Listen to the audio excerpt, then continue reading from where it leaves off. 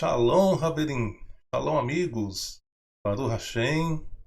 Bendito seja o Santo de Israel. Ele abençoe você, sua casa, toda a sua família. Ele fale também ao seu coração em mais uma porção da Torá, a palavra que dura para todo sempre. Hoje, porção de número 18, porção Mishpatim. Mishpatim, que quer dizer juízos. Essa porção vai iniciar em Shemot, capítulo 21, e vai até o capítulo 24, no verso 18. Como sempre, vamos fazer um resumo da porção. Vamos procurar extrair o máximo de ensino, para nossas vidas, já que essa porção vai falar de muitos assuntos. Todos eles, pessoal, relacionados com a justiça. Mishpatim significa justamente isso, justiça, juízos. Nessa porção, o Eterno vai nos ensinar vários mandamentos, que são, na verdade, os 10 mandamentos. Muitas pessoas ainda não entenderam isso, mas o que vai acontecer, pessoal? Percebe que essa porção, Mishpatim, ela vem logo na sequência da porção Itrô. O que aconteceu na porção Itrô? O Eterno, ele entregou as 10 palavras, ele falou os 10 mandamentos. O Eterno fez isso de propósito, pois o Eterno sabia que o povo não ia suportar ouvir por muito tempo a voz do Eterno. Então ele compactou todos os mandamentos dentro das 10 palavras. A gente viu no finalzinho da porção passada que o povo pediu para Moshe interceder junto a Adonai para que o Eterno parasse de falar, para que o Eterno falasse somente para Moshe e que depois Moshe repassasse esses ensinos para o povo, já que eles estavam temendo muito a voz do Todo-Poderoso. O Eterno concordou, achou justo a reivindicação do povo e pediu que o povo voltasse cada um para sua tenda e que Moshe ficasse a sós com Adonai. Então tudo que nós vamos ler nessa porção hoje foi dito justamente no mesmo dia que foi dito as 10 palavras. São coisas relacionadas. O Eterno agora ele vai descompactar as 10 palavras, explicando de forma detalhada para Moshe, para que Moshe depois vai explicar para o povo durante o deserto. Nessa porção, o Eterno vai falar muito sobre justiça. E por quê? Porque todos os mandamentos do Eterno têm um alvo principal. Os mandamentos do Eterno apontam para a justiça. Tanto os Rukins como os Mishpatins, todos apontam para a justiça. O Eterno é um Elohim justo e tudo o que ele quer é que a justiça seja feita em todo o tempo e em todo momento. Então essa porção vai falar exatamente sobre isso, sobre justiça. A gente tem bastante coisa para ver. Claro que a gente não vai conseguir ler tudo, mas eu separei alguns temas interessantes que tem dentro dessa porção que às vezes as pessoas nem sequer percebem.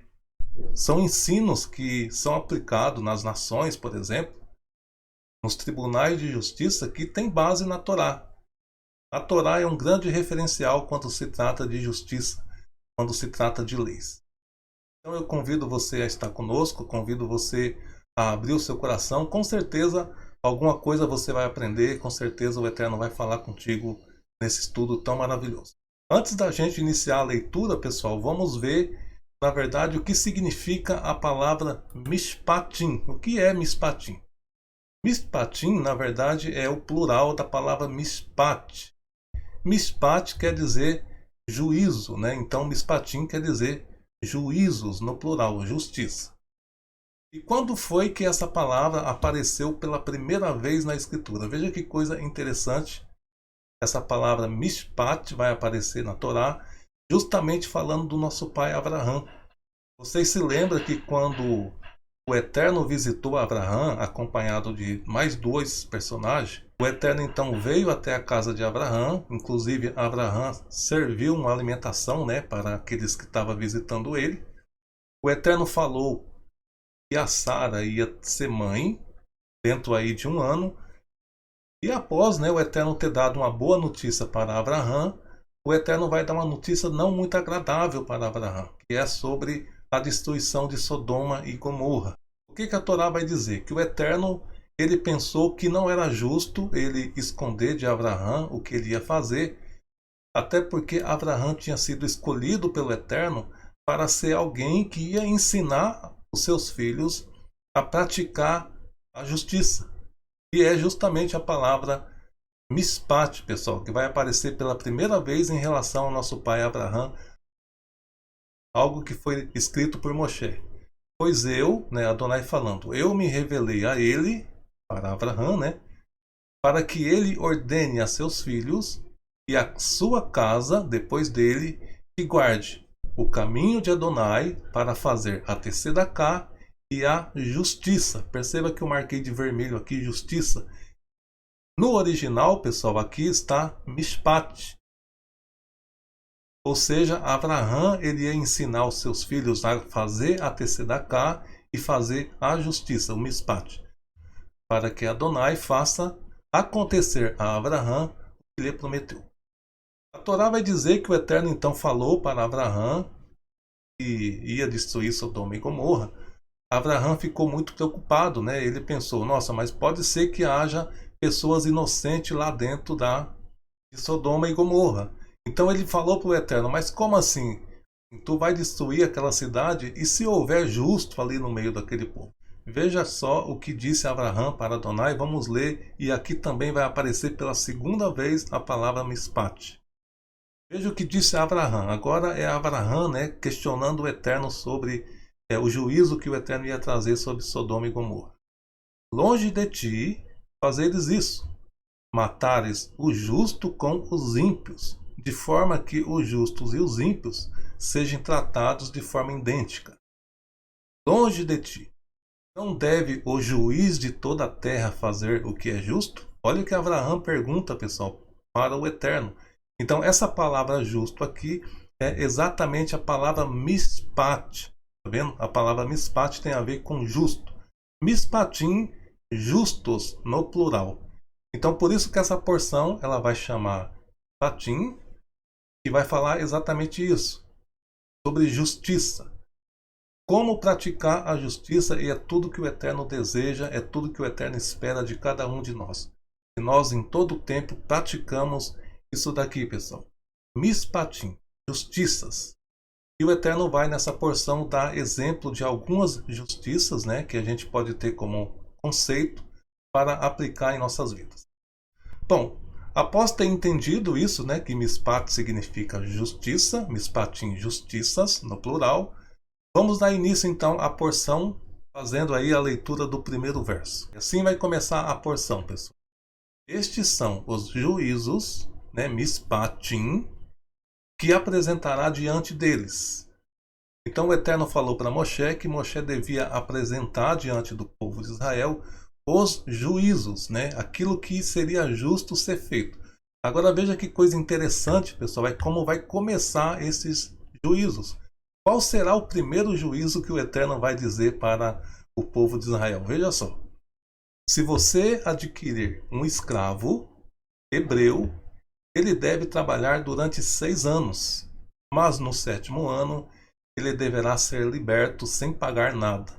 Isso soa um pouquinho estranho, né, para quem não estuda muito com atenção a Torá, mas como pode o Eterno estar legalizando a servidão? Será que o Eterno está legalizando aqui, pessoal, o serviço escravo, como muitas pessoas dizem? Entenda uma coisa, pessoal, servo no hebraico, no contexto hebreu, não é o mesmo servo que as pessoas estão acostumadas, né? Como escravidão, por exemplo, do Egito, como aquela escravidão que nós aprendeu, né, nas escolas, nas aulas de histórias. Apenas um empregado já é considerado como servo, e a palavra para um empregado assalariado também é a mesma palavra que se aplica para servo, como sendo um escravo. Mas por que o Eterno começa essa porção falando justamente sobre servidão, pessoal? Entenda uma coisa. Logo após a entrega das 10 palavras, o Eterno vai falar de justiça usando justamente a servidão. E por que isso? Entenda, pessoal, o povo de Israel, eles eram servos no Egito. Eles foram libertos, o Eterno usou de mão forte e braço estendido para poder resgatar eles da escravidão que eles estavam no Egito. Após eles receber as 10 palavras, esse povo estão todos eufóricos, todos empolgados, pensando que já já eles vão partir rumo à terra de Canaã. Já recebemos a aliança, já concordamos com a aliança. Tudo que nós vamos fazer agora é caminhar rumo à terra Isso é o que se passava na cabeça do povo. Eles jamais imaginavam que eles iam ficar 40 anos pelo deserto. Jamais passava pela cabeça deles que o Eterno tinha que ensinar eles, tinha que moldar esse povo durante um tempo aí no deserto. O que o Eterno está ensinando aqui? Olha, vocês foram servos no Egito, vocês só foram libertos da escravidão do Egito porque eu, Adonai, estendi o braço, né, com mão forte e tirei vocês de lá. Mas lá na terra para onde eu estou levando vocês, não será como foi no Egito.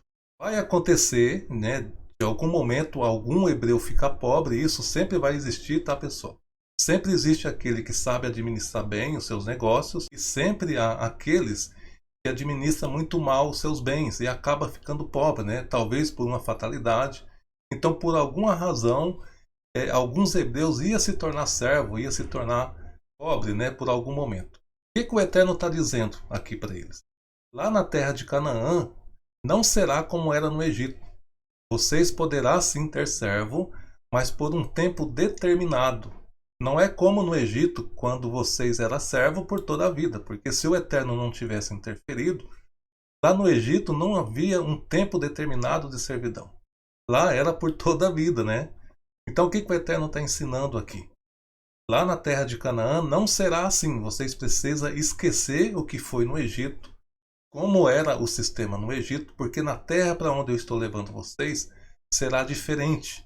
Tempo máximo que alguém poderá servir o seu senhor será por 6 anos. Já no 7º ano, ele deverá ser liberto para começar uma nova vida. Isso, pessoal, é um mispate, isso é uma justiça. O que o Eterno está ensinando aqui? Que jamais o povo hebreu deveria ter servos para todo sempre. Claro que a Torá vai ensinar que se o servo ele desejar ficar com o seu senhor, e para isso, claro, o senhor teria que ser bom, né? Se o servo fosse muito bem tratado e ele visse que valia a pena ficar ali com seu senhor, ele então, por livre vontade, ele ia confessar que ele queria ficar ali, e aí haveria todo um procedimento junto aos juízes, né? Ele teria a sua orelha furada, demonstrando que é uma vontade própria do servo para que ele continuasse ali com o Senhor. Isso é uma forma de justiça que o Eterno está ensinando. Caso aquele patrão desejasse ter aquele servo por muito tempo, o que ele devia fazer? Ser um patrão justo. Tratar com dignidade o seu servo e assim o seu servo ia querer ficar por mais tempo ali. Caso o servo não queresse, ele teria que ser liberto então no 7º ano. É muito lindo esse ensino porque futuramente a gente vai ver o Eterno falando sobre o ano de Shemitah. O que acontece? O Eterno determinou que a terra ela fosse semeada durante 6 anos e no 7º ano essa terra viesse a descansar. Então, já que no 7º ano não ia haver o arar da terra, já que nesse ano não ia haver a colheita, então era o ano propício para se libertar todos os servos. Era o ano propício para perdoar as dívidas. E é tão lindo o ensino que a Torá nos dá, quando o Eterno vai dizer que o servo não deveria sair de mão vazia. Ou seja, ele deveria sair com parte da colheita, com parte do rebanho do seu Senhor. O que a Torá está ensinando aí? Que o Senhor estava ajudando o seu servo a iniciar o seu próprio negócio, a começar uma nova vida a partir do 7º ano. Isso é um ensino muito lindo da Torá, que tem a ver com justiça. O Eterno está ensinando para os hebreus que não é justo que alguém seja servo para sempre do seu Senhor, ainda mais sem ele querer, né? Ele só poderia continuar sendo servo caso ele quisesse. É isso que vai dizer os próximos versos. Claro que a gente não vai ler, porque eu quero mostrar outros assuntos interessantes dentro dessa porção, que é os ensinos, pessoal, com respeito à restituição por danos causados. Veja que coisa linda essa porção vai nos dizer. Essa porção nos ensina que quando alguém causa um dano ou um prejuízo para o seu próximo, ele deve ressarcir, ele deve restituir. É o que a gente vai ler, pessoal, no verso 5 de Shemot, capítulo 22. Veja que coisa interessante o Eterno ensina aqui nessa porção, tudo relacionado com a mispatim, relacionado com a justiça. Se uma pessoa fizer o campo ou a vinha de alguém ser totalmente consumida, ou permitir que seu animal consuma o pasto de outro indivíduo, ele deve fazer a restituição com os melhores produtos do seu campo. Veja só. O que a Torá está ensinando aqui?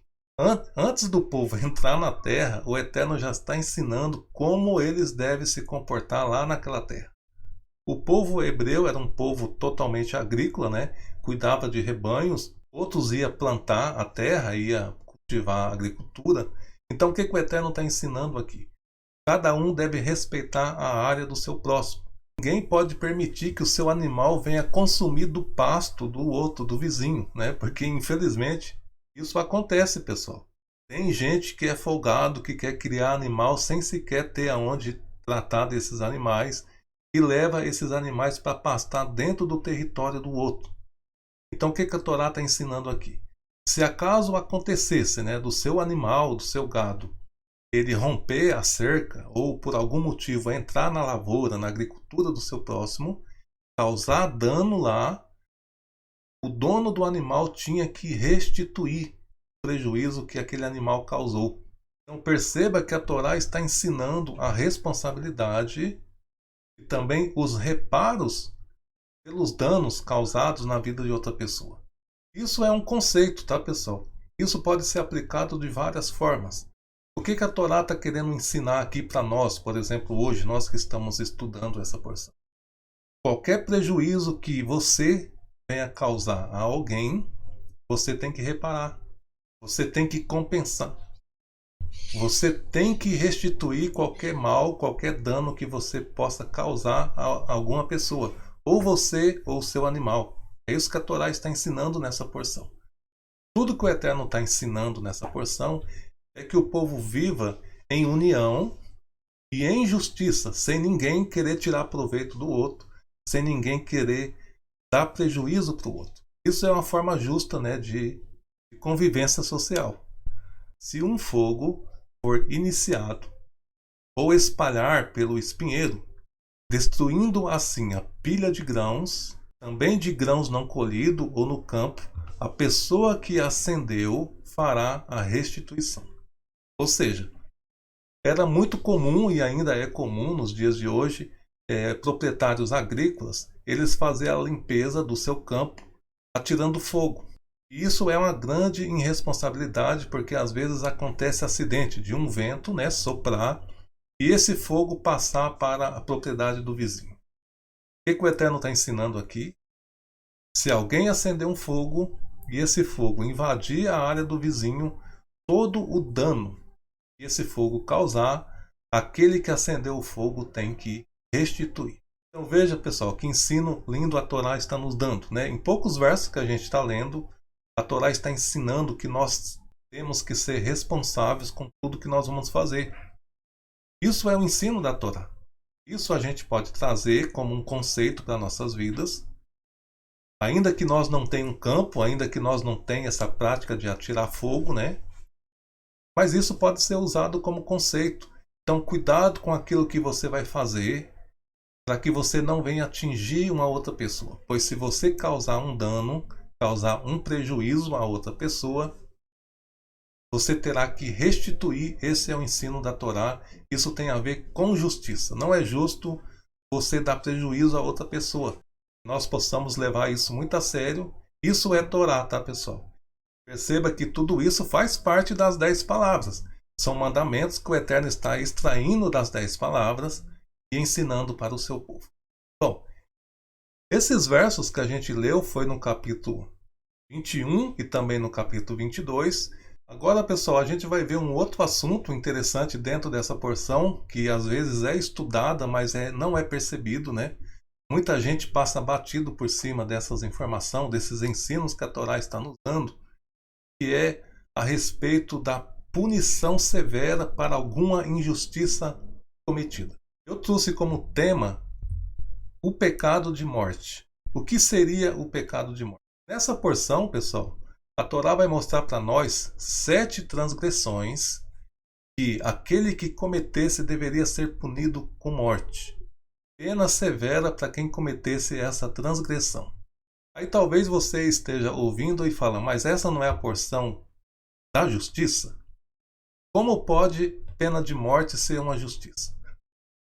Então perceba, pessoal, muita gente não entende a severidade da lei e eles acham que a lei é cruel porque a lei pune. A lei nunca teve o propósito de punir. Qual é o propósito da lei? É impedir que o crime, que a transgressão aconteça. Nós temos, por exemplo, aqui no Brasil, uma lei severa hoje chamada a lei, né, seca. E por que essa lei está severa hoje? Né? Aquele que é pego pela lei seca tem um prejuízo muito grande. Porque o intuito da lei não é punir a pessoa. O intuito da lei é convencer a pessoa de que não vale a pena cometer esse erro. Não vale a pena insistir nessa prática. Então, a lei do Eterno, quando ela é severa, ela tem também esse propósito. Quando o Eterno diz que tal pecado, se fosse cometido, deveria ser punido de morte, não é que o Eterno quer que a pessoa seja morta. O que o Eterno deseja é que a pessoa, sabendo disso, ela fuja dessa transgressão. Ela não cometa esse pecado. E existe muita dúvida por parte das pessoas o que seria pecado de morte. Existe pecado de morte, pessoal? Existe sim, e eu vou mostrar para vocês dentro dessa porção 7 pecados. Ao todo, eu já registrei, né, conforme eu acho, eu vou anotando 13 pecados de morte. Pode ser que haja mais, né? Se eu achar, eu vou anotar, mas eu ainda não achei outros. Ao todo, eu anotei 13 pecados. E dentro dessa porção vai aparecer 7 deles. Eu vou mostrar para vocês na ordem que eles aparecem, que são aqueles que a Torá chama de pecado de morte. O que seria esse pecado de morte? Perceba que a gente está dentro da porção Mishpatim, que fala de juízos, ou seja, esse pecado de morte seria uma injustiça muito cruel feita por alguém, ele deveria ser punido severamente. Por isso é chamado de pecado de morte. Vamos ler o que está em Yohanan, e isso causa muita dúvida em muita gente. Vamos ler com atenção. 1 Yohanan, capítulo 5, no verso 16, diz assim, pessoal. Preste atenção no que diz aqui o escritor. Se alguém ver pecar o seu irmão, pecado que não é para a morte, deve orar, pedir a Elohim, e ele lhe dará vida. Aqueles, digo, que não pecarem para a morte, pois há pecado para a morte, pelo qual pecado não digo que você deve orar. Agora veja só o verso 17. Toda injustiça, ou seja, toda iniquidade, é pecado. O que é iniquidade, pessoal? Iniquidade é transgressão à Torá. Então, toda transgressão à Torá é pecado. Porém, há pecado que não é para a morte. Ou seja, existe pecado que é para a morte e existe pecado que não é para a morte. Mas o que isso significa? Muita gente tem dúvidas sobre esse assunto. Muitas pessoas não sabem o que seria o pecado para a morte. Tem gente que acha que pecado é pecado, não importa se é pecadinho, se é pecadão, tudo é pecado. Mas não é bem assim, pessoal. Nós vamos ver, por exemplo, na Torá, as expiações que era feito, né, dos pecados através de sacrifícios, e os sacrifícios eles eram proporcional ao tamanho do pecado. Ou seja, existe sim pecado pequeno e pecado grande. A gente vai ver isso, você vai entender isso já já. Esses pecados que a gente vai mostrar aqui agora, que é uma grande injustiça, né? Já que essa porção fala de justiça, o Eterno vai mostrar injustiças que, se cometida, aquele que a cometeu deveria ser punido de morte. Ou seja, não existe expiação para esses pecados. A pessoa que cometesse esses pecados, eles não tinham como pegar um cordeiro e ir lá no sacerdote para fazer uma expiação pelo seu pecado. Porque para esses pecados, pessoal, não tinha expiação. Esses são os pecados de morte. E muita gente tem curiosidade de saber, então vamos saber aqui de acordo com a Torá, tá? Não é eu que estou dizendo, é a Torá que nos informa isso. O primeiro de todos, pessoal, é o assassinato. Isso está em Shemot 21, né, dentro dessa porção, e vai estar também em Levítico capítulo 24, verso 17. Veja o que diz aqui o verso 12 de Shemot 21. quem ferir alguém de maneira que ele morra, ele também certamente morrerá. Perceba? No verso 14, o Eterno continua falando do mesmo contexto, dizendo: se alguém se ensorbebecer contra o seu próximo, matando-o, ou seja, cometendo um assassinato, com engano, né, com traição, armou uma cilada para matar o seu rival, ele deve ser tirado até mesmo do meu altar para que morra. Então, o que o Eterno está dizendo aqui? O assassinato, pessoal, é um pecado terrível. É o primeiro pecado na Escritura a ser chamado por pecado de morte. Ou seja, é uma injustiça que, se alguém cometer, deve ser punido severamente, diz o Eterno. O que é o assassinato? O assassinato, a gente viu na porção passada, que é quando alguém planeja tirar a vida de alguém. Ou seja, por algum motivo ela cria um ódio de tal pessoa e ela vai aumentando aquele ódio e ela planeja, arma uma cilada para tirar a vida de alguém, principalmente se for alguém inocente. Isso é um assassinato e quem comete esse crime, pessoal, essa injustiça de tirar a vida de alguém, deve ser punido de morte. É claro que hoje não se aplica mais, né, essa sentença, mas o que você deve entender? O que eu quero que você entenda? O conceito desse pecado. O que o Eterno está ensinando aqui, que pecado de morte são pecados que não têm expiações. São pecados que aqueles que cometem, com certeza, irá para a segunda morte. Ou seja, para a morte eterna. Eu pergunto para você, tirar a vida de alguém é uma injustiça ou não é? Porque quando a vida de alguém é tirada, pessoal, não é somente aquela pessoa que morreu. Existem muitas pessoas em volta daquela outra. Existem filhos, existem irmãos, às vezes pais, né? Ou às vezes mulher. Enfim, um crime de assassinato, ele traz uma tristeza, ele traz uma injustiça muito grande para muita gente, envolve muita gente. Por isso o Eterno classifica esse pecado como sendo um pecado de morte. Não que o Eterno deseja que as pessoas sejam executadas. Entenda o propósito da lei. O que o Eterno quer, dando uma sentença tão severa assim, é que as pessoas pensem bem antes de cometer uma loucura dessa, de cometer um assassinato. Esse então, pessoal, é o primeiro, né, dos pecados a receber uma punição de morte dentro da Torá. Assassinato. Bom, agora qual seria o segundo que também está dentro dessa porção? Está também em Shemot 21. Agredir os pais. Nossa, mas agredir os pais também é um pecado de morte? Sim, pessoal, está em Shemot 21. Talvez você já leu várias vezes isso e não percebeu. No verso 15 diz assim: aquele que ferir o seu pai ou a sua mãe, certamente morrerá. E no verso 17, dentro do mesmo contexto, no mesmo capítulo, o Eterno amplia: quem amaldiçoar o seu pai ou a sua mãe, certamente morrerá. Perceba, pessoal, a severidade da punição que seria para quem cometesse essa injustiça. Qual é a injustiça aqui? Você imagina um filho levantando a mão para o seu pai ou para a sua mãe. Você imagina um filho amaldiçoando o seu pai e a sua mãe. Isso é uma grande injustiça, pessoal. E essa porção está falando tanto de justiça como de injustiça. Nesse caso aqui, de um filho agredir o pai seria uma injustiça muito cruel, e o Eterno está dizendo que a sentença para quem cometer uma injustiça dessa seria a morte. Seria uma punição severa. Eu quero que você entenda é o seguinte, você que está me ouvindo, eu não estou aqui dizendo que se você agrediu o seu pai, você vai ser morto. Você deve ser morto. Isso é o que o Eterno determinou que fosse feita lá na terra de Canaã. O que eu quero que você entenda, pessoal, é o conceito disso.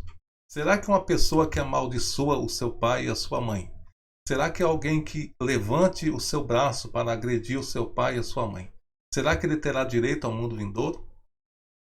Então, ainda que você não seja executado hoje, punido de morte, como a Torá está dizendo aqui, um dia você será executado. E será executado aonde? No fogo do juízo final. Porque esse é um pecado de morte. É um pecado muito cruel, é uma injustiça muito grande que alguém possa ousar a fazer contra os seus pais. Então a gente viu aqui o segundo pecado a ser considerado como pecado de morte dentro da Torá. O próximo pecado também está dentro desse mesmo capítulo, que é o primeiro capítulo dessa porção, agora no verso 16. Talvez você fale, nossa, mas eu nunca vi isso dentro da Torá. Vamos ler com atenção, pessoal. Shemot 21, no verso 16, vai falar sobre sequestro. O crime de sequestro também é um pecado de morte. É o terceiro a aparecer na lista dos 7 que vai aparecer aqui hoje dentro dessa porção. Vai dizer assim: quem furtar algum homem e o vender, ou for achado na sua mão, certamente morrerá. Do que está falando aqui, pessoal? Está falando do crime de sequestro.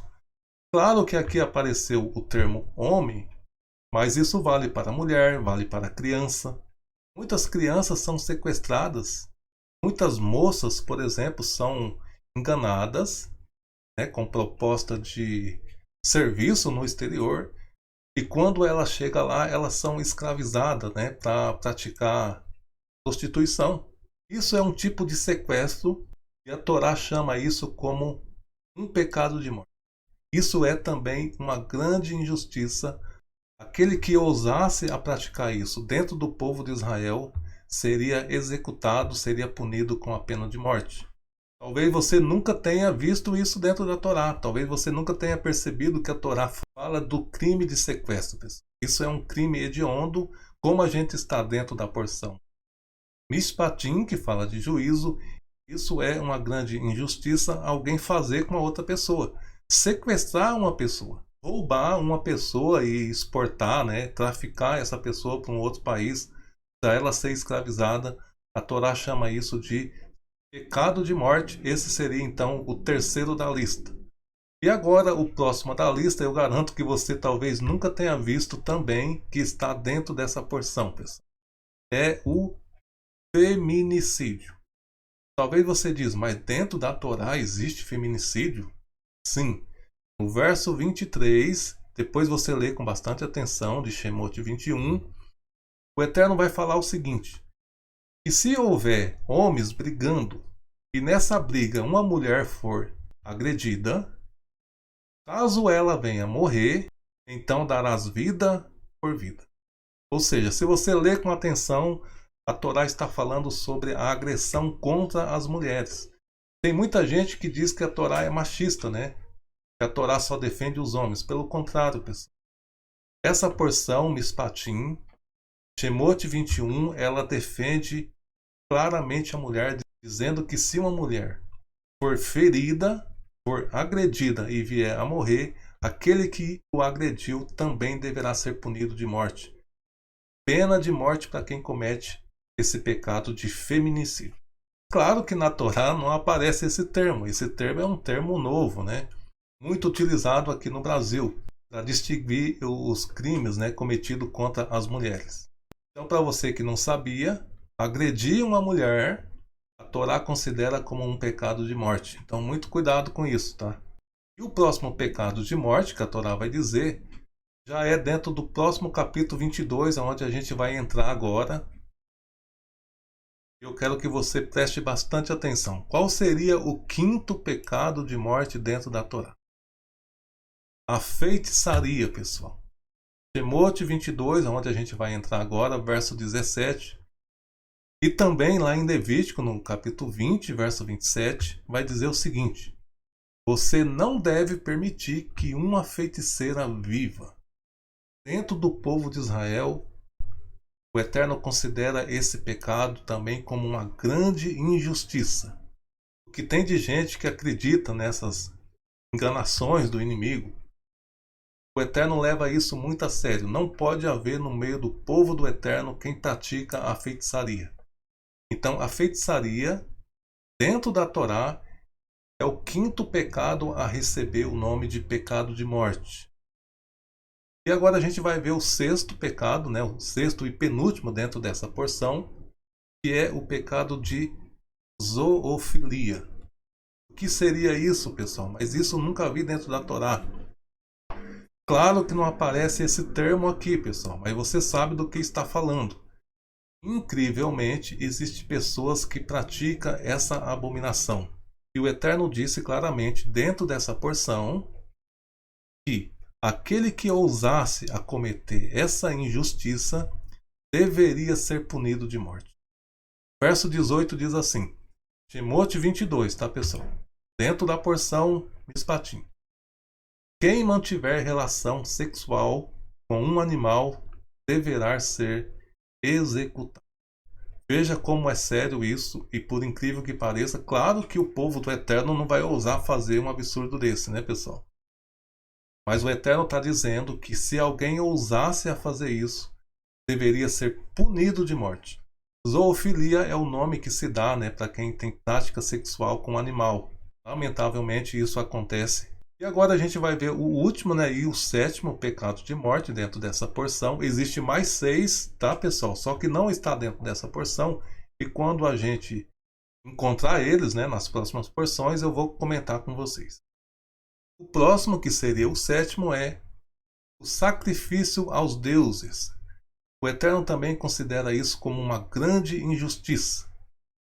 Uma pessoa, né, principalmente o povo de Israel, claro que isso aqui são os mandamentos que o Eterno está dando para Moshe passar para o povo, seria uma grande injustiça o povo de Israel oferecer sacrifício a outros deuses, já que foi Adonai quem os tirou da escravidão. Então, se alguém ousasse a cometer esse pecado, essa grande injustiça, deveria também ser punido de morte. É o que está escrito, né, no verso 19, onde diz o seguinte, Shemot 22, tá, pessoal? Quem oferecer sacrifício a qualquer outro Elohim, além de Adonai, deve ser completamente destruído. Ou seja, deve ser executado. Repito, qual é o propósito do Eterno dando um juízo tão severo assim? Desencorajar as pessoas a essas práticas. O propósito da lei severa é convencer as pessoas de que não vale a pena certo tipo de crime, certo tipo de pecado. Quando você vê alguém ser muito crítico a uma lei, pessoal, pode ter certeza que bom caráter essa pessoa não é. Uma lei nunca será prejudicial a você se você não transgredir essa lei. Por exemplo, as pessoas que reclamam da lei seca, por que eles reclamam? Porque eles transgridem essa lei e têm medo de que a lei pegue eles. Por exemplo, se uma pessoa querer reclamar de uma lei dessa daqui, né, de não oferecer sacrifícios a outros deuses, é porque ela vai querer fazer sacrifício a outros deuses. Então, a lei ela é severa somente com aqueles que quebram a lei, somente com aqueles que transgridem a lei. Então, se você vê alguém questionando a lei, julgando a lei como injusta, pode ter certeza que bom caráter essa pessoa não é. Se as pessoas questionam a lei do Eterno, é porque elas transgridem a lei do Eterno. Então isso incomoda elas. Elas vão dizer que a lei é injusta. Mas entenda, mesmo o Eterno dando sentença de morte para alguns tipos de transgressão, isso não quer dizer que o Eterno é cruel. Tudo isso é para incentivar as pessoas a não cometer estas práticas horrendas. Eu espero que vocês tenham entendido essa parte. Nós vamos ver agora, dentro dessa porção Mishpatim, o Eterno incentivando e ensinando a prática da justiça. Esse tema é Mishpatim, praticando a justiça. A gente viu, né, algumas injustiças que, se fosse cometida, teria punição severa. E agora vamos ver o Eterno incentivando a prática da justiça. E ele repete que se as pessoas não praticassem a justiça, seria punido. Estamos ainda dentro de Shemot, capítulo 22, e agora vamos para o verso 20. Veja que mandamento lindo o Eterno está dando aqui, relacionado à justiça. Você não deve enganar, nem oprimir o estrangeiro que vive entre vocês, pois vocês foram estrangeiros no Egito. O que o Eterno está dizendo aqui? Olha, vocês viram como é terrível você morar dentro de um país onde não é seu território. vocês foram maltratados, foram explorados lá. Não vá querer fazer o mesmo lá em Canaã. Na terra prometida não será assim. Não vai querer pagar com a mesma moeda. Então, aqui dentro da Torá, pessoal, a gente vê o princípio daquilo que ensinava o Mashiach, né? Não pague o mal com o mal, pelo contrário. Pague o mal com o bem. Vocês sofreu na pele, vocês experimentou como é duro ser estrangeiro, né, em outra terra. Então, não oprime o estrangeiro. Tenha empatia com o estrangeiro. Isso serve para nós, pessoal. Estrangeiro não é somente pessoas de outro país. Por exemplo, uma pessoa de uma outra cidade, ele pode ser um estrangeiro. Por exemplo, chega uma pessoa dentro da sua cidade que não conhece o trânsito, não conhece as ruas, ele fica perdido. De repente ele entra numa rua contramão e aí, em vez de você ir lá auxiliar, né, ajudar, você vai criticar, vai xingar, vai gritar com a pessoa. Você tem que entender que ela é um estrangeiro. Ela é de uma outra cidade, ela não conhece o trânsito aqui. Ela não conhece a cidade. Então o que a Torá está ensinando? Que nós não devemos enganar, muito menos oprimir o estrangeiro. Então o estrangeiro pode ser uma pessoa de uma outra cidade, pode ser uma pessoa de um outro estado e pode ser também uma pessoa de uma outra nação. Aí mais ainda, né? É estrangeiro em todos os sentidos. Esse conceito nós devemos carregar conosco, pessoal. Esse mandamento é para todo o tempo. Você não deve tratar mal a viúva nem o órfão. Então veja só, o estrangeiro, o órfão e a viúva são as três classes que a Torá mais fala. Eles representam, né, todos os necessitados, pessoal. Claro que hoje as viúvas não é como antigamente. Hoje as viúvas elas vão ficar com herança, elas vão ficar com pensão. Antigamente não. Antigamente as viúvas não tinham herança, elas não tinham pensão, elas dependiam totalmente da ajuda das outras pessoas. Mas esse conceito ele permanece e nós devemos aplicar em nossos dias. Qualquer tipo de necessitado, né? Porque viúva, órfão e estrangeiro representa qualquer pessoa que precisa de ajuda, qualquer pessoa que precisa de um auxílio. Então, se você conhece alguém que esteja por perto de você, precisando de um socorro, você deve estender a mão. Nunca engane, muito menos oprime uma pessoa necessitada, tá, pessoal? Porque o Eterno defende a causa dessas pessoas. A Torá é categórica nisso. Eu quero que vocês prestem muita atenção no que o Eterno vai dizer aqui, em respeito às viúvas e aos órfãos. Ele vai dizer assim: se você os tratar mal, do modo que for, e eles quem? A viúva e o órfão, clamarem a mim, com certeza eu lhes ouvirei o clamor. Então veja só, se os estrangeiros, se as viúvas, se os órfãos, ou seja, se os necessitados soubessem o quanto o Eterno zela por eles, pessoal, é uma pena que eles não sabem disso. É uma pena que as religiões não ensinam isso. O Eterno é um grande defensor dos necessitados. E agora veja o que ele vai dizer aqui para aqueles que ousarem a tratar mal os necessitados. Ele diz assim, ó, se eles clamarem a mim, a minha ira se acenderá, e eu o matarei à espada. Suas mulheres serão viúvas, e seus filhos ficarão sem pai. Ou seja, se vocês maltratar um órfão, eu vou fazer com que seus filhos fiquem órfãos. Se você maltratar uma viúva, eu vou fazer com que sua mulher fique viúva. Então veja como o Eterno pega pesado aqui, pessoal, com aqueles que não cuidam dos necessitados. No verso 25 ele vai dizer: se você emprestar dinheiro para alguém pobre dentre o meu povo, não deverá lidar com ele como faria o credor. Você não deve cobrar juros. Então perceba, pessoal, o que o Eterno está falando aqui? Está falando do pobre, do necessitado. Tem gente que às vezes se aproveita do necessitado para arrancar mais dele. Às vezes o necessitado está pobre por algum motivo, ele está precisando talvez de um dinheiro emprestado para poder fazer uma compra. Muita gente tem dúvida se cobrar juro é pecado, porque aqui está dizendo que não deve cobrar juro. Mas veja o contexto, tá, pessoal? O Eterno está falando aqui, ó, de algum pobre dentre o povo que esteja precisando de ajuda. Como você vai cobrar juro de alguém que está precisando de ajuda? Então perceba, pessoal, que aqui o Eterno está falando de necessitado. É diferente, né, no caso de um investimento.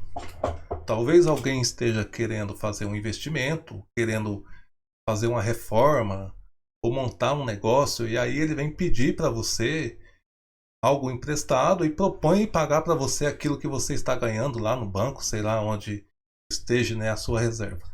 Aí é diferente. O que o Eterno está falando aqui é de tirar proveito dos necessitados. Perceba que a porção está falando de justiça. Cobrar juro daquele que está passando necessidade é uma grande injustiça. Continuando a leitura, o verso 26 vai dizer: se você tomar o casaco de seu próximo como garantia, ou seja, você emprestou algo para ele, mas tomou dele algo como garantia, né, chamado de penhora, você deve restituí-lo até o pôr do sol. E a Torá vai explicar o porquê, né? Porque se trata de uma única roupa, ele precisa dela para cobrir o corpo. Pois como ele irá se cobrir? Além disso, se ele clamar a mim, eu ouvirei, pois eu sou compassivo. Então o Eterno também não aceita jamais que você pegue como penhora de alguém aquilo que esse alguém precisa. É muito comum aqueles que fazem empréstimo para as outras pessoas pegar algo como garantia. O Eterno está dizendo aqui que não pode usar como garantia, como penhora, aquilo que a pessoa precisa. Por exemplo, a roupa que ela usa, ou talvez o único animal que ela tem para arar a terra. Então perceba como o Eterno ensina a prática da justiça nessa porção, pessoal. No verso 28 ele vai dizer: você não deve amaldiçoar Elohim, e também não deve amaldiçoar o príncipe de seu povo. O que é o príncipe do povo, pessoal? O líder, no caso aqui Moshe, que era o grande mediador, né, entre o Eterno e o povo, o grande príncipe aqui no momento. E não só Moshe, cada tribo tinha um príncipe, e a Torá diz que eles devem ser respeitados. Eles não podem ser amaldiçoados.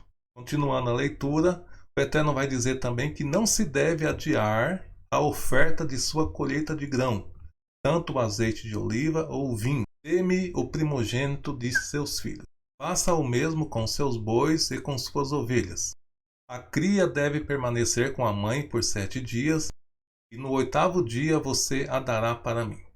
Então o Eterno está falando aqui também sobre os primogênitos, né, que o Eterno santificou, tanto os primogênitos dos homens, como também os primogênitos dos animais. O Eterno está relembrando eles que eles não deveriam jamais esquecer desse mandamento. Eles deviam também dar as primícias dos grãos, tanto do grão como da vinha, como do azeite. Isso seria entregue, pessoal, na festa das primícias. A gente vai falar isso já já. E agora, pessoal, a gente vai entrar no capítulo 23, onde vai iniciar falando sobre um assunto bem recorrente, bem cotidiano, no qual estamos vivendo hoje. E o tema é cuidado com a multidão. Por que esse tema, pessoal? Preste muita atenção. O ser humano tem uma tendência muito grande de acompanhar a multidão. Já viu falar da Maria vai com as outras? E a Torá nos instrui a tomar muito cuidado com isso. Geralmente a multidão ela parte para o caminho errado, né? Como disse o Machia, o caminho largo que leva à perdição, muitos escolhem esse caminho. Nós devemos escolher o caminho apertado, que é o caminho da Techuvá. Então vamos iniciar o capítulo 23, onde o Eterno continua dando ensinos para o seu povo, o povo da Techuvá. Preste muito atenção nesse mandamento, pessoal. Isso é muito praticado nos dias de hoje. Não sustente, ou seja, não levante, não carregue o atos.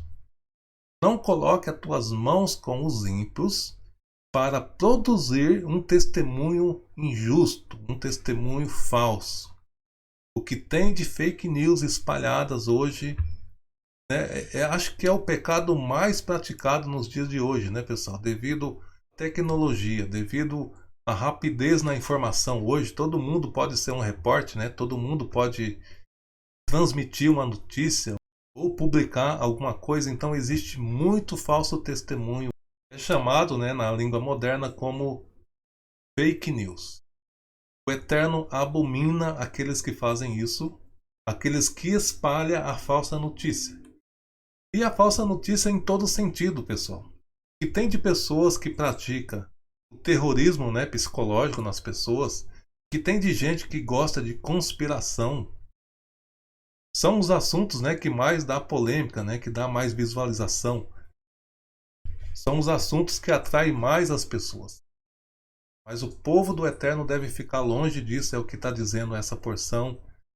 É o que está dizendo o Eterno aqui em Shemote 23, no verso 1. No verso 2 ele continua: não seja seguidor da multidão para o mal. Ou seja, se você está vendo que a multidão caminha para o mal, pessoal, para fofoca, para mentira, para queimar a reputação de alguém, para falar mal de alguém, principalmente na política, né? O que mais a gente vê isso. As guerras que acontecem aí na internet, as guerras que acontecem aí na rede social devido à política. Então, nós temos que tomar muito cuidado com isso, para não ser seguidor dessa multidão para o mal. Pois nós temos que prestar conta a tudo que nós falamos e a tudo que nós fazemos. O Mashiach disse que tudo aquilo que sai da nossa boca, nós teremos que prestar conta um dia. Então muita gente não leva isso a sério. Ela mal ouve uma notícia, nem sabe se aquilo é verdade, já sai espalhando, já sai compartilhando. E de repente isso pode ser uma grande mentira, pessoal. E aí o que você vai estar fazendo? Está fazendo o que a Torá está falando aqui, ó. Você está sendo seguidor de multidão e está colocando a tua mão com os ímpios para produzir testemunho falso, testemunho mentiroso. Isso é uma grande transgressão, isso é também uma grande injustiça. E ele continua: não siga a multidão para perverter a justiça e nem para distorcer a justiça. Nós temos visto uma inversão de valores muito grande, pessoal. A gente tem visto muito isso no Brasil. É lamentável o que tem acontecido, né, nesses últimos dias, principalmente depois dessa pandemia, e ao invés do ser humano se humilhar e entender que ninguém é melhor que ninguém, parece que ficou pior ainda, né? Nós temos visto uma verdadeira batalha, uma verdadeira guerra entre as pessoas, guerra de informação, mentira sendo espalhada para todo lado, como se fosse verdade absoluta. A única verdade que nós temos, pessoal, é a Torá. E é somente a ela que nós devemos agarrar. E é somente ao Eterno que nós devemos depositar a nossa confiança. Nós aguardamos o mundo vindouro. E sabemos que em breve ele será instalado. Quanto mais piora esse mundo que nós estamos vivendo, isso nos dá sinal de que o reino do Eterno se aproxima, né? Baruch Hashem. Que isso seja em nossos dias ainda, que o mundo vindouro seja estabelecido no nosso tempo. Essa é a nossa esperança. E a Torá continua que um pobre não pode ser favorecido na disputa. Então veja como o Eterno continua falando sobre a justiça. O pobre, ele não deve ser favorecido só porque ele é pobre, né? Infelizmente isso acontece. Às vezes os ricos são favorecidos porque são ricos, ou às vezes os pobres são favorecidos porque são pobres. O que o Eterno está dizendo aqui? Que nem o rico deve ser favorecido, nem o pobre. Ou seja, o justo deve ser justificado, o culpado deve ser considerado culpado.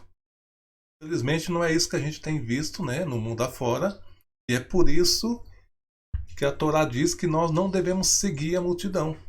Nós devemos seguir a Torá. O justo é justo e o ímpio é ímpio. Nós não podemos jamais querer justificar aquele que não vale nada. Devemos sempre praticar a justiça, pessoal. Isso é o que ensina a Torá. Se você deparar com o boi ou o jumento perdido de seu inimigo, você deve devolver o animal. Então é mais um ensino da Torá. Isso tem a ver também com mishpat, com justiça. Caso você viu um jumento, caso você viu um boi, isso é um conceito. Isso vale também para o cachorrinho, isso vale para o gato, isso vale para qualquer animal de estimação. Se você viu um animal perdido e você sabe quem é o dono, você deve avisar o dono onde está esse animal. Ainda que seja um inimigo seu, você deve dar um jeito de que esse animal seja devolvido ao seu dono. Isso também é a prática de mishpat, prática de justiça. Caso você veja o jumento pertencente a alguém que o odeie, jazendo sobre uma carga muito pesada, não passe de largo, não passe fingindo que não viu. Você deve ajudar a livrar-se dela. Então aqui o Eterno está falando de duas coisas. Primeiro, sobre a vida do animal. Se o animal está caído com uma carga muito pesada sobre ele, você deve considerar a vida desse animal. A Torá ensina a cuidar dos animais. Maltratar animal é uma grande injustiça e também é uma transgressão à Torá. Então, se você viu um animal caído, você deve ajudar esse animal a se levantar. Ainda que esse animal seja de um inimigo seu. Ainda que esse animal seja de alguém que odeia você. Pense na vida do animal, né? Faça justiça e ajude aquele animal a se livrar, né, daquele sofrimento que ele esteja. Mantenha-se longe da fraude e não cause morte do inocente e do justo, pois eu não justificarei o ímpio. Algo que o Eterno abomina também, pessoal, é a prática da fraude, a corrupção. Inclusive, dentro dessa porção vai ser falado sobre corrupção. Não cause nunca a morte de um inocente. No próximo verso já vai falar sobre o suborno, pessoal. Não receba suborno, pois o suborno cega quem tem a visão clara e subverte a causa do justo. Então veja só o que a Torá está dizendo, né? Isso foi escrito, pessoal, há mais de 3.000 anos atrás. E isso é muito atual, né? O que a gente tem visto de causas injustas sendo consideradas como sem provas, o que a gente tem visto, né, de pessoas que cometeram corrupção, cometeram injustiça e foram condenados pela justiça e agora essa mesma justiça absolve essas pessoas. E por quê, pessoal? É o que a Torá está dizendo aqui. Não receba suborno, pois o suborno cega quem tem a visão clara. Então, muitas pessoas, muitos juízes têm sido comprados por suborno, por interesses. Eles acabam absolvendo quem é culpado para ter vantagem própria. E a Torá, há mais de 3.000 anos atrás, já estava ensinando o povo de Israel a jamais cometer essas coisas. E o Eterno continua dizendo, não oprima o estrangeiro, né? Repetindo o que está lá no capítulo 22, pois vocês sabem como o estrangeiro se sente. Vocês foram estrangeiro na terra do Egito. E dentro desse mesmo contexto, o Eterno vai falar, semeie a sua terra e faça a colheita durante 6 anos.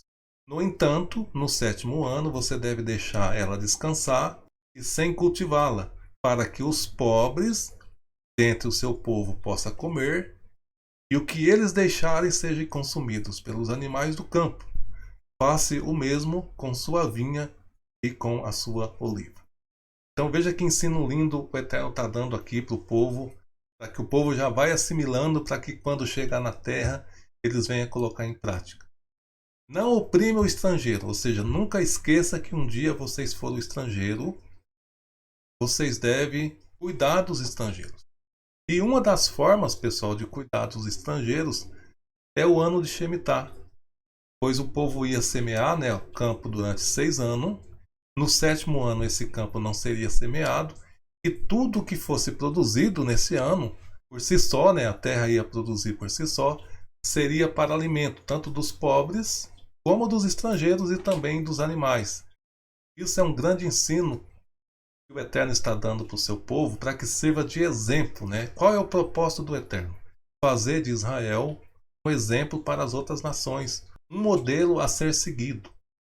Se as outras nações fossem até Israel, visse a prosperidade de Israel e se interessasse em praticar o que Israel praticasse. Esse sempre foi o propósito do Eterno. Infelizmente, chegou um tempo que, ao invés de Israel ser modelo para as nações, Israel foi aprender com as nações as práticas erradas. Isso trouxe uma consequência terrível para o povo, todos nós sabemos da história.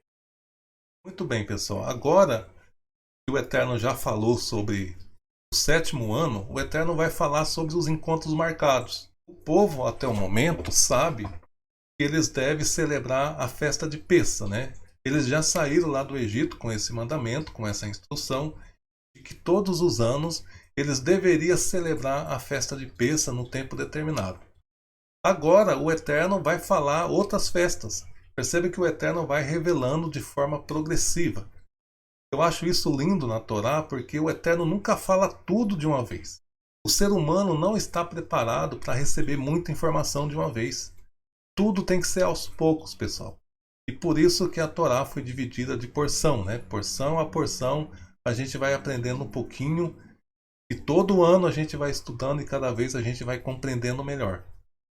Então agora o Eterno vai falar para Moshe sobre as outras festas que eles deveriam aprender e colocar, né, no seu calendário para praticar quando eles chegassem lá na terra. Então vamos ver quais são os encontros marcados, as 3 festas de peregrinações. Shemot capítulo 23, o verso 12 vai dizer o seguinte: trabalhe durante 6 dias, mas descanse no 7º dia, para que seu boi e seu jumento possa descansar, e o filho de sua serva e o estrangeiro também se revigore. Então perceba, pessoal, que sempre que o Eterno vai falar de festas, ele começa com o Shabat. E por que ele faz isso? Porque o Shabat é o grande referencial. O Shabat é o mandamento que representa todas as festas. Então, tanto aqui em Shemot 23, como lá em Levítico 23, o Eterno vai falar das festas, só que antes, né, de falar das festas, ele fala do Shabat. Ele é muito repetitivo quando fala desse mandamento. Pena que as pessoas não se atentam para isso, né, e não levam isso tão a sério. No verso 13 ele continua e diz: preste atenção para tudo o que eu disse a você. Ou seja, quando que o Eterno disse, pessoal? Lá no Monte Sinai, quando falou as 10 palavras. Não invoque o nome de outros deuses, nem permita que eles passem por seus lábios. Então perceba, o que os outros deuses têm a ver com as festas? O que os outros deuses têm a ver com o Shabat e com as festas que ele vai falar agora? Percebe, pessoal? O Eterno faz de propósito colocar esse assunto aqui, porque todas as festas religiosas têm como pano de fundo uma idolatria, têm como pano de fundo uma divindade. Ou seja, todas as festas que existem nas nações são festas dedicadas a algum tipo de Deus.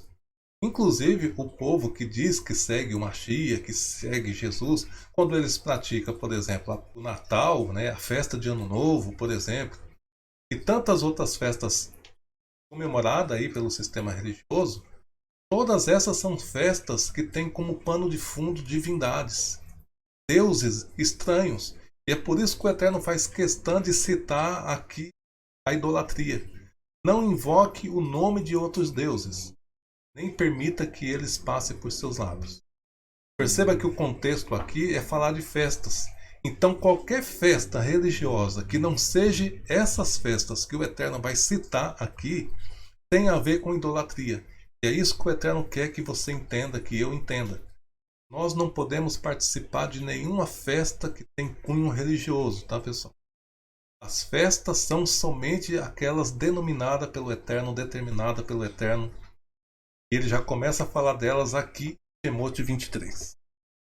No verso 14 ele vai dizer: faça-me uma festa 3 vezes ao ano, ou seja, são 3 festas durante o ano, chamadas de festas de peregrinação. Quais são elas? Vamos memorizar cada uma delas. A primeira é a festa de Matzah. Ela acontece do dia 15 do mês 1 e vai até o dia 21 do mês 1. Ou seja, ela é uma festa de 7 dias.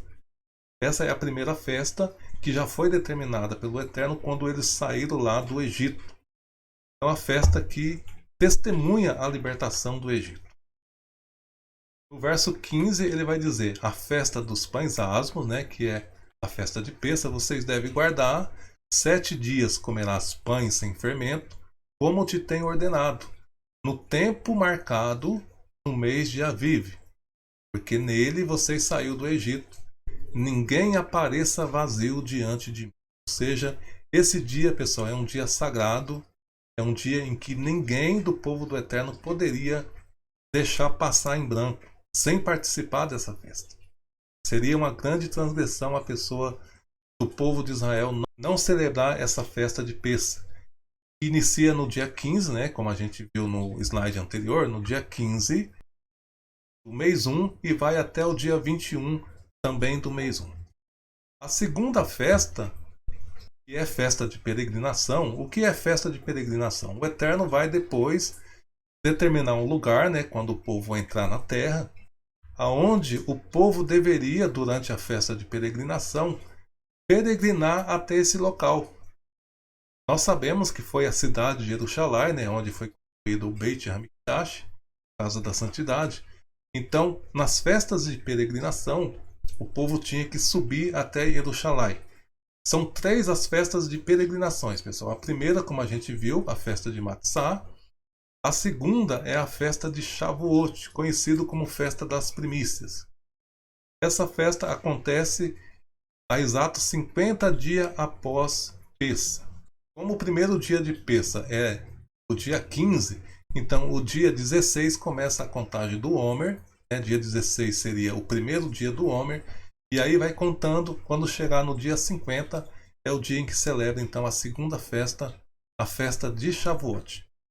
É o que a gente vai ler no próximo verso, onde o Eterno diz o seguinte: a seguir, né, que é a segunda festa, vocês devem celebrar a festa da colheita, as primícias do seu trabalho árduo no campo.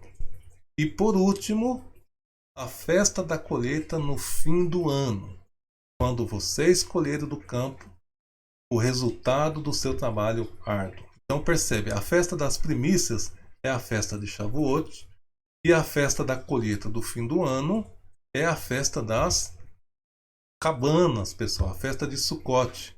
Essa festa ela é diferente da festa de Matzah. Ela também inicia no dia 15, né, do mês 7, mas ela não termina no dia 21, ela termina no dia 22, porque ela é uma festa de 8 dias. Percebe que essa festa é uma celebração, né, da colheita do fim do ano. Isso causa muita confusão na mente das pessoas. Como pode o ano começar no mês 7, né, como a gente celebra, se em Shemot capítulo 12 diz que o ano começa no mês 1. Eu tenho um vídeo explicando isso, né, caso você ainda não viu. É só procurar no canal explicando por que o ano começa no mês 7. Você percebeu, vamos voltar ao slide aqui, o Eterno falou da colheita, né, no fim do ano. Que colheita é essa? A colheita que terminou no mês 6, no fim do ano. Então a festa de Sukkot é uma festa que celebra a colheita do ano que terminou. Essa é então a terceira festa de peregrinação. E o Eterno continua dizendo: 3 vezes por ano, todos os seus homens devem comparecer diante do Adonai. Não ofereça o sangue do meu sacrifício com pão fermentado. Tampouco permita que a gordura de minha festa permaneça a noite toda até amanhã. Aqui está falando, pessoal, do sacrifício de Pêssah, do cordeiro de Pêssah. Esse cordeiro jamais poderia ser comido com pão fermentado. E ele também não poderia permanecer, né, até o outro dia. E o Eterno continua dizendo: traga as melhores primícias de sua terra à casa de Adonai, seu Elohim. Não cozinhe um animal novo no leite de sua mãe. Esse também é um mandamento muito mal compreendido, né?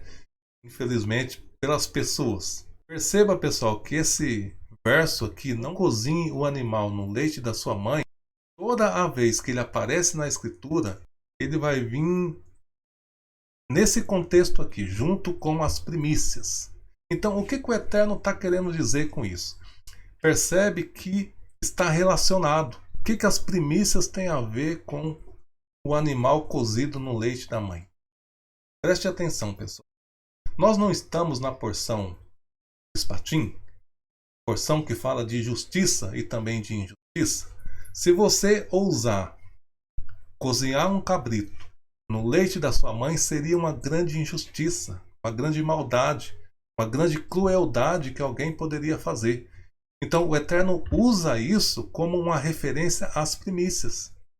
Mas eu não estou entendendo. O que você quer dizer? Preste atenção. O Eterno está dizendo que se você não trazer as primícias da sua terra até a casa de Elohim, é como se você estivesse cozinhando um cabrito no leite da sua mãe. Ou seja, você estaria cometendo uma grande injustiça, uma grande crueldade. Se o Eterno tirou vocês do Egito, da casa da servidão, se ele deu uma terra para vocês e agora vocês estão colhendo, se você não pegar a primícia e levar para o Eterno, é uma grande crueldade, é uma grande injustiça. Está entendendo que isso é um conceito, tá, pessoal? Isso não é um mandamento como as pessoas dizem por aí, que você não pode misturar leite com carne, que isso é uma transgressão. Não. Nada disso, a Torá nunca quis dizer isso. O que a Torá está dizendo é que não se pode cozinhar o cabrito no leite da sua mãe. Isso sim é mandamento, tá, pessoal? Porque seria uma grande crueldade, né? Uma pessoa pegar um cabrito e cozinhar ele no leite da sua mãe. Aí vem aquela dúvida, mas e se eu comer a carne do cabrito junto com o queijo que foi feito do leite da mãe do cabrito? Pessoal, preste atenção no texto aqui. O texto está dizendo que você não pode cozinhar o cabrito no leite da mãe. Tá? Se você, por exemplo, esse cabrito já cresceu, já virou um bode, né? E você, por exemplo, matou esse cabrito e vai comer ele assado. E de repente você vai comer um queijo que é da mesma mãe desse cabrito. Será um pecado, pessoal? É claro que não. O pecado que o Eterno está dizendo aqui é cozinhar o cabrito no leite da sua mãe. Infelizmente as pessoas querem levar tão a sério, tão ao pé da letra um mandamento que acaba criando uma cerca, né, muito terrível. E isso causa uma confusão tão grande. As pessoas têm geladeira só para pôr leite, só para pôr queijo, e uma outra geladeira só para pôr carne, mas na verdade não presta atenção no que o texto está dizendo. Sempre que aparecer, pessoal, esse mandamento de não cozinhar o cabrito no leite da sua mãe, perceba que ele está acompanhado desse assunto aqui, ó, das primícias da sua terra. Então o Eterno está comparando uma coisa com a outra. O Eterno está falando de justiça e injustiça, e na verdade esse é o tema principal dessa porção. Espero que você tenha entendido esse assunto. Caso você não concorde com isso, tudo bem, nós não estamos aqui para discutir. Mas o texto é bem claro, tá, pessoal? A gente tem que prestar atenção no que está dizendo a Escritura, não no que diz aí os fulanos de tais por aí. Eu não levo em conta o que o povo diz, eu levo em conta o que a Torá diz. Se a pessoa dizer para mim e mostrar na Torá, eu vou ler com atenção. A Torá está dizendo mesmo isso? Tá. Aí tudo bem. Aí eu vou concordar com o que estão dizendo. Mas dizer para mim que comer carne com queijo é transgressão, eu dou até risada, pessoal. Porque isso é uma verdadeira ignorância com o texto. Leia com atenção o texto e perceba o que o Eterno está dizendo.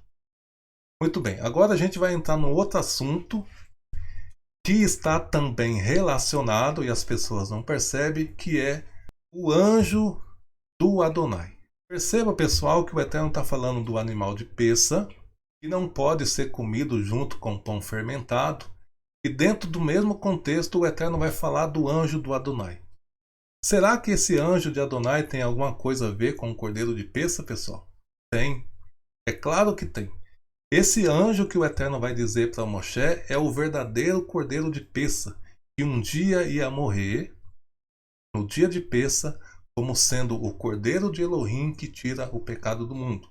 É por isso que ele aparece aqui dentro desse contexto. É por isso que o Eterno faz questão de falar desse anjo, justamente quando está falando das festas e falando do cordeiro que seria comido no dia de peça. Vamos ler com atenção o que o Eterno vai falar para Moshe agora.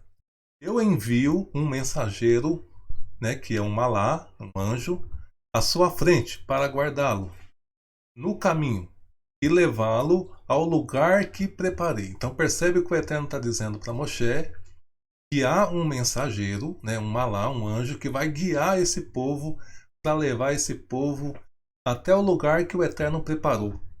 Que mensageiro é esse, pessoal? Esse mensageiro, o Eterno já deu uma dica para nós, é o cordeiro de peça. Vamos continuar lendo. Preste muita atenção a ele. ouça o que ele disser e não se rebele contra ele.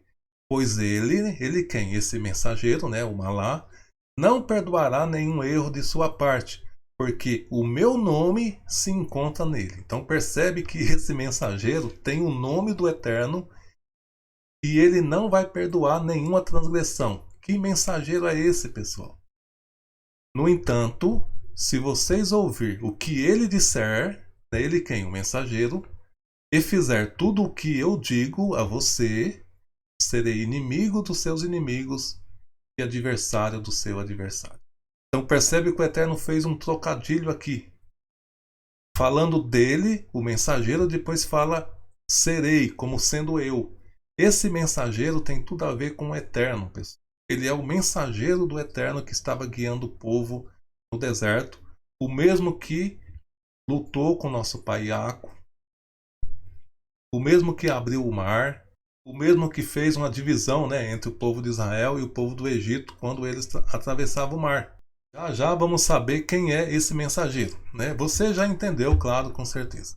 Quando o meu mensageiro seguir à sua frente e o levar até a terra do Emoreu, né, do Eteu, do Cananeu, darei cabo deles. Ou seja, vocês terão que eliminar lá da terra o povo que está lá na terra. Não adore os seus deuses, não lhes sirva, nem siga as suas práticas. Em vez disso, você deve destruí-lo por completo, as suas estátuas e as suas colunas.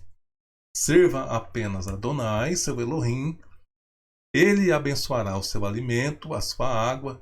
Removerei doenças do seu meio. A sua terra e as suas mulheres não abortarão, nem sereis estéreos, e você viverá plenitude de sua vida. Tudo isso se o povo obedecesse o anjo. Que anjo é esse, pessoal? O nome dele está aqui dentro do texto, ó, de 12 em 12 letras. O nome de Yeshua. Esse é o mensageiro de Adonai que nós devemos ouvir. Esse é o mensageiro de Adonai que nós devemos prestar atenção no seu ensino, na sua Torá. Pois é ele que vai nos levar para a verdadeira terra prometida, falando do mundo vindouro. Bom, assim a gente vai finalizar a parte do capítulo 23 e a gente vai agora para o capítulo 24 para nós finalizar a porção, onde o Eterno agora vai chamar Moshe para poder subir na montanha para receber as tábuas da aliança. O que aconteceu, pessoal? Tudo isso que nós estamos lendo, né, a gente resumiu bastante. O Eterno falou para Moshe, o Moshe então vai repetir tudo isso para o povo, vai escrever isso num livro e vai fazer uma aliança com o povo. E após ele fazer essa aliança é que ele vai subir então na montanha para receber as duas tábuas do testemunho. Então vamos agora para o capítulo 24 para a gente poder finalizar essa porção. Adonai disse para Moshe: suba a Adonai, você, a Arão, Nadab, Avihu e 70 dos líderes de Israel, e se prostre à distância. Enquanto que Moshe se aproxima sozinho de Adonai, os outros não deverão se aproximar e o povo não deverá os acompanhar. Moshe então contou ao povo tudo o que Adonai dissera, né, que foram os mispatim que a gente leu, incluindo todas as regras, e o povo respondeu a uma só voz: obedeceremos cada palavra dita por Adonai. Olha que coisa linda, né, pessoal? Cada um dos mispatim que Adonai falou para Moshe, Moshe repetiu para o povo, e o povo disse que ia obedecer. Moshe então escreveu todas as palavras de Adonai, levantou de manhã cedo, construiu um altar à base da montanha e levantou 12 grandes pedras para representar as 12 tribos de Israel. Então ele enviou jovens do povo para apresentarem ofertas queimadas e sacrificarem bois como oferta de paz a Adonai. Moshe pegou o sangue, colocou em bacias e a outra parte aspergiu sobre o altar. Então ele pegou o livro da aliança, né, o livro onde ele escreveu os mispatins e as 10 palavras, e leu de forma que todo o povo ouvisse. Eles responderam: tudo que Adonai falou, faremos e obedeceremos. Percebe que eles falou primeiro o que ia fazer e depois obedecer. O Eterno gostou muito do que ouviu aqui, porque o povo não questionou, pessoal, os termos da aliança. O povo estava disposto a fazer primeiro, para depois entender. E é exatamente isso que o Eterno nos ensina, né? Atar por sinal em nossa mão, primeiro a gente fazer, para depois a gente entender, para depois estar como sinal em nossa testa. Moshe pegou o sangue, aspergiu sobre o povo e disse: Este é o sangue da aliança que Adonai fez com vocês, de acordo com todas estas palavras, ou seja, de acordo com as palavras que estava escrito ali naquele rolo. No verso 12 vai dizer: Adonai disse para Moshe: Suba até mim na montanha e permaneça lá. Eu darei a você as tábuas de pedra com a Torá e os mandamentos que escrevi nelas, para que você possa ensiná-las. Moshe levantou-se bem cedo, né? Também Yehoshua, seu ajudante, e Moshe subiu a montanha de Elohim. E disse aos líderes, então, antes de Moshe subir, ele deu um recado aos líderes: permaneça aqui, né, esperando por nós, até o nosso retorno. Eis que Aharão e Ur vão ficar com vocês. Quem tiver algum problema, deve dirigir-se a eles. Então perceba que até esse momento o Ur aparece na Torá, né? De repente, Ur vai desaparecer da Torá, sem a Torá dar mais nenhum detalhe sobre esse homem, que era da tribo de Judá. O que Moshe fez? Moshe então ouviu a voz do Eterno, subiu para a montanha e deixou que Aharão e Ur ficassem responsáveis pelo povo, um da tribo de Levi e um da tribo de Judá, né? Isso já é profético também, dizendo para o povo que qualquer questão eles deveriam se dirigir a esses dois para que eles resolvessem. No verso 16 vai dizer que Moshe subiu a montanha e a nuvem o cobriu. A glória de Adonai permaneceu sobre o monte Sinai e uma nuvem cobriu ele durante 6 dias. E no 7º dia, ele, Adonai, chamou Moshe desde a nuvem. Então o que eu percebo aqui, pessoal? Que Moshe subiu na montanha no primeiro dia da semana.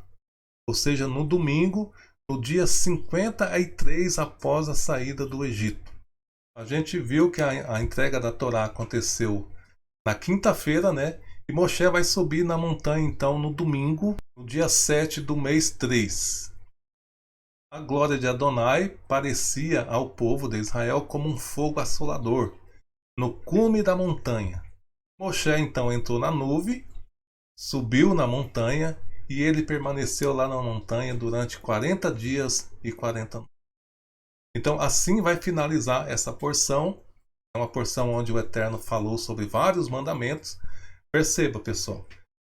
Antes de Moshe subir na montanha para receber as tábuas do testemunho, ele passou ao povo todos esses mispatins, esses juízos, né, que a gente leu. Claro que a gente não leu tudo, eu resumi um pouco, né, para o nosso vídeo não ficar muito longo, mas só para a gente entender o conceito de justiça, de juízo. Todos os mandamentos do Eterno têm um propósito. Todos apontam para a justiça. Ele quer que o seu povo seja um povo justo. Esse povo será levado para a terra de Canaã, só que eles devem ir para lá com algo em mente. Eles, como povo santo, deverá ser um povo justo, que em todo tempo pratica a justiça, para ser exemplo para as outras nações. Tudo é o que o Eterno quer de Israel. Fazer deles um modelo, fazer deles um exemplo para que seja seguido pelas outras nações. E esse conceito permanece até hoje. O que o Eterno quer é que nós aprendemos esses mandamentos e colocamos em prática em nossas vidas. Praticamos a justiça em todo tempo. Quando nós cometemos injustiça muito grave, o Eterno diz que essa injustiça será punida de forma severa. Então que nós tenhamos cuidado e que nós procuramos praticar a justiça do Todo-Poderoso. Bom, eu espero que vocês tenham entendido alguma coisa, né, nesse resumo que a gente fez dessa porção. Se o Eterno permitir, a gente se vê então na próxima porção. Que você tenha uma ótima semana. Shalom, shalom. Bênção das crianças. Para os meninos.